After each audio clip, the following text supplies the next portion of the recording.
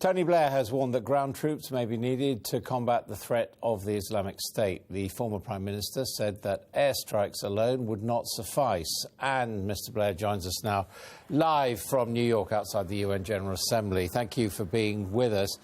This suggestion that we might have to see British or American or French ground troops is going to be pretty unwelcome, isn't it? Particularly given that the Prime Minister and the US President have ruled it out. Well, first of all, I think President Obama is doing absolutely the right thing in assembling the broadest alliance against ISIS. And I'm not saying, by the way, that the boots on the ground necessarily have to be ours. We may be able to support those that are there locally in order to do that work. All I'm saying is that in all future engagements, you can't rule them out in all circumstances.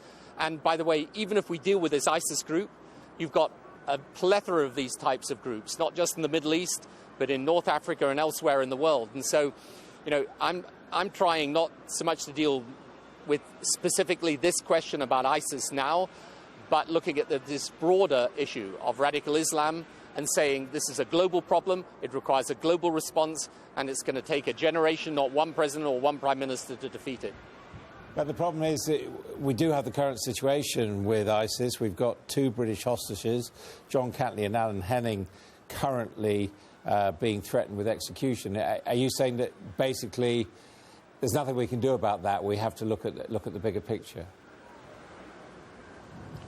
Well, I think we should do everything we possibly can. But the fact is that the way that these hostages are being treated, the way that they're being killed, indicates the absolutely brutal and appalling nature of the people that are doing this.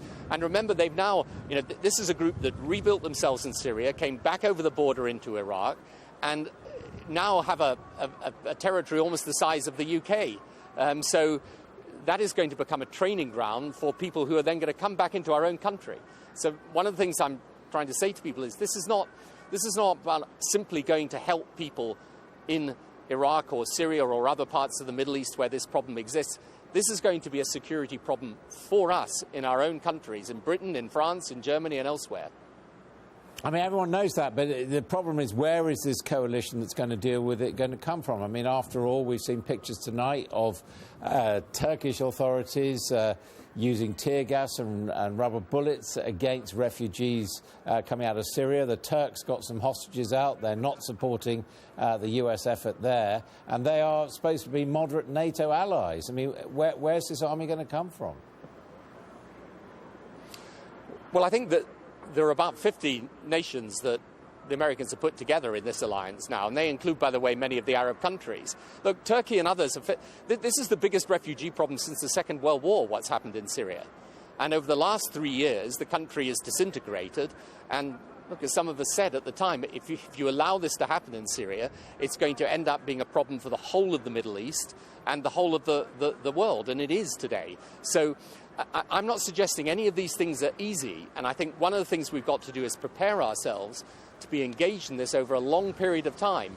But the one thing for sure is, if you don't act against these people, they're not going to stay in Syria or Iraq or elsewhere where they are in the Middle East. They're going to come back to our own country. Some of them are our own citizens, and they're going to come back with every intention of causing terrorist attacks in our own cities, in our own towns. But you're saying the price of this is that we have to support murderous people like Assad, like General al-Sisi in Egypt. No, I'm not suggesting, by the way, we should support Assad. I argued 3 years ago, I said, look, the real lesson of Iraq and Afghanistan is when you remove the leadership of these countries, then you begin a long process of difficulty as you overcome various groups who try and capture what is left of the society. Now we're in a different situation.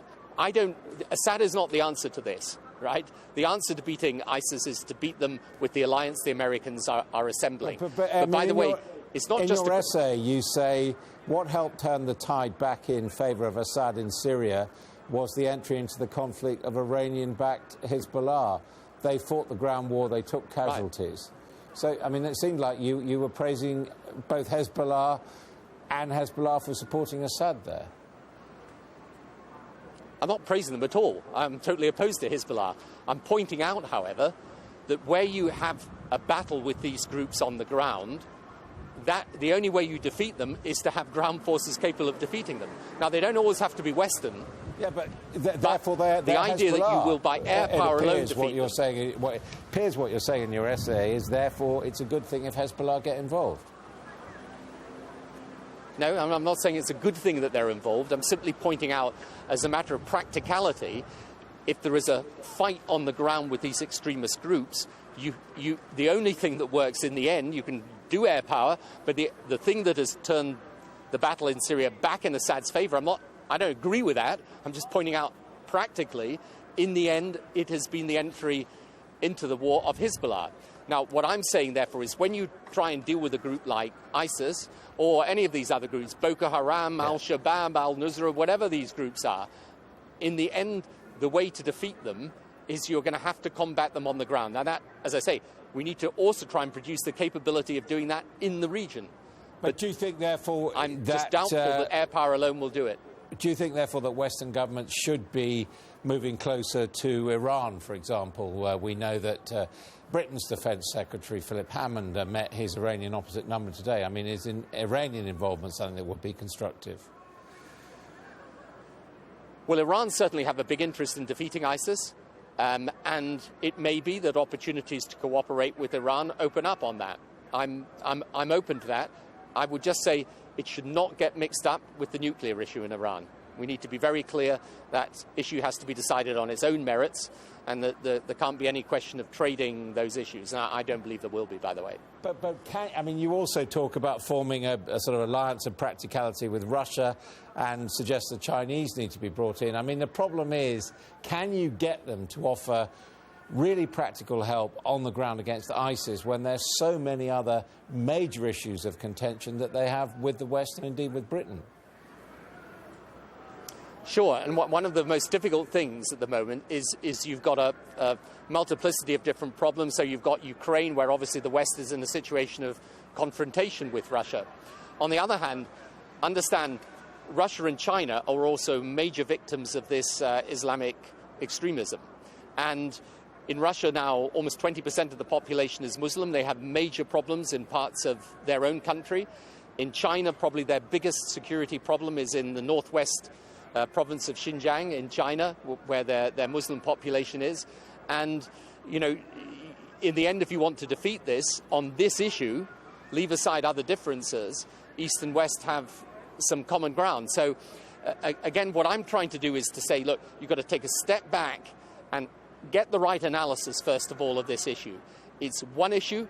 You know, the majority of Muslims are decent, law-abiding people. This is a perversion of Islam.